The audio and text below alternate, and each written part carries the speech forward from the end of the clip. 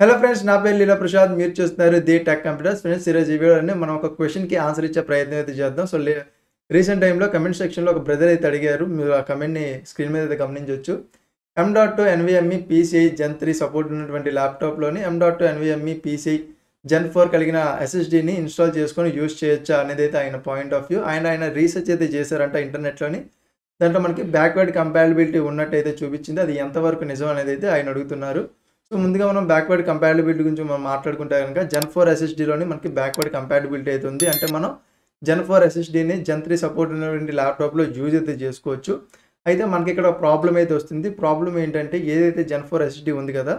ఇది మనకి Gen 3 SSDలో use చేసినప్పుడు మనకి స్పీడ్ ఏదైతే ఉంటుందో అది తగ్గిపోతుంది. దట్ మీన్స్ ఫర్ ఎగ్జాంపుల్ మనకు ఒక Gen 3 SSD ఉంది. అది పర్ సెకండ్ 5 జీబీ పర్ డేటానైతే ట్రాన్స్‌ఫర్ చేస్తుంది అనుకుంటే Gen 4 SSD అనేది పర్ సెకండ్ 10 జీబీ డేటాని ట్రాన్స్‌ఫర్ చేస్తుంది. సో, మనం 10 జీబీ పర్ సెకండ్ డేటాను ట్రాన్స్‌ఫర్ చేస్తుంది కదా! ఇలాంటి SSD అనేది మన పీసీలో ఉంటే మన డేటా కూడా స్పీడ్‌గా ట్రాన్స్‌ఫర్ అవుతుంది అనే ఉద్దేశంతో మనం పర్చేస్ చేస్తూ ఉంటాం.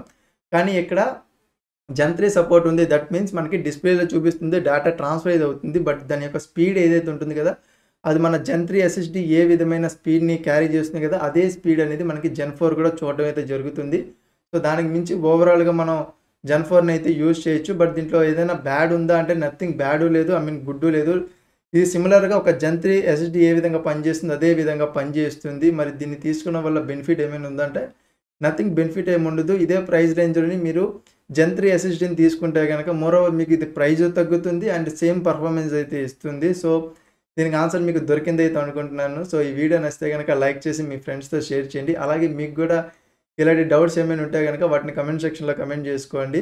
మన ఛానల్‌కి మీరు ఫస్ట్ టైమ్ వచ్చుంటే గనక ఛానల్‌ని సబ్స్క్రైబ్ చేసుకొని బెల్ నోటిఫికేషన్ అనేది యాక్టివేట్ చేసుకోండి. ఇలాంటి మరిన్ని ఇంట్రెస్టింగ్ వీడియోస్ కోసం నేను మీకు మరొక వీడియో అయితే మీ ముందుంటా. అంతవరకు సైనింగ్ ఆఫ్. బాయ్.